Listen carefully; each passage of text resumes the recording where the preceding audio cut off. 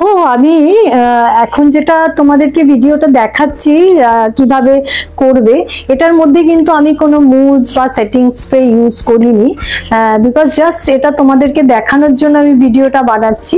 But তোমরা যখন কোনো ক্লায়েন্টের ওপরে পার্টির জন্য বা ব্রাইডালের জন্য কার্লগুলো করবে, তখন অবশ্যই মুজ আর সেটিং স্প্রে ইউজ করে নেবে, ঠিক আছে? দেখো তোমরা যারা শিখছো, এখন নতুন নতুন কাজ শিখছো, হেয়ার স্টাইল করছো, তাদের অনেকেরই একটু লং হেয়ারে কার্ল করতে সমস্যা হয়, বিশেষ করে আয়রন দিয়ে।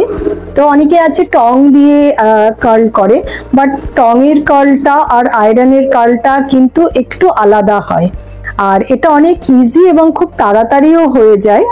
তো একটু যদি তোমরা প্রসেসটা ফলো করো, এটা করতে কিন্তু একদম সমস্যা নেই। আমি জাস্ট এটাকে ঘোরালাম, দেখো যখন তোমরা ছাড়বে তো জাস্ট এইভাবে একটুখানি আঙুলটাকে এই দিকে, যে ডাইরেকশনে তোমরা আয়রনটা রাখছো ঠিক সেই ডাইরেকশনে চুলটাকে ছাড়বে, তাহলেই দেখবে চুলটা আমি যেরকম কার্ল করে ছাড়ছি একদম আপনি আপ পড়ে যাচ্ছে, এইভাবেই পড়বে।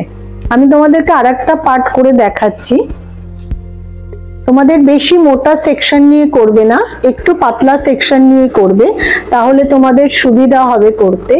ওপর থেকে জাস্ট আগে তো ব্লো ড্রাই করে নেবে, আর পরে একবার আয়রন দিয়ে জাস্ট এরকম টেনে নেবে, এই টার্ন করলে দেন এখানে প্রেস করবে, এই পুরোটা ঘুরিয়ে নিলে দেন স্লোলি নিচের দিকে যাবে। আর কিচ্ছু করার দরকার নেই, জাস্ট এন্ডসটা ধরে রাখবে এবং এইভাবে ধীরে ধীরে ধীরে ধীরে নিচের দিকে চলে যাবে।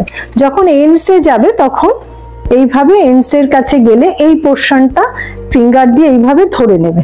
একটু গরম লাগতে পারে হাতে, সো বি কেয়ারফুল। এভাবে ধরে নিলে আয়রনটা রেখে দাও, যদি তোমাদের মনে হয় আয়রন নিয়ে কমফোর্টেবল নও। দেন যে ডাইরেকশনে আমরা ওই দিকের ডাইরেকশনে হেয়ারটাকে টার্ন করেছিলাম, তো জাস্ট ওই দিকের ডাইরেকশনে চুলটাকে এইভাবে টার্ন করে ছেড়ে দাও।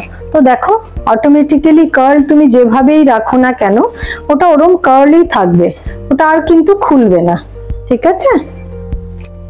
এবার এটাকে যদি স্প্রে দিয়ে পুল করতে চাও, দেন এটা পুল করে স্প্রেড করতে পারো, বিভিন্ন স্টাইল তখন করতে পারো।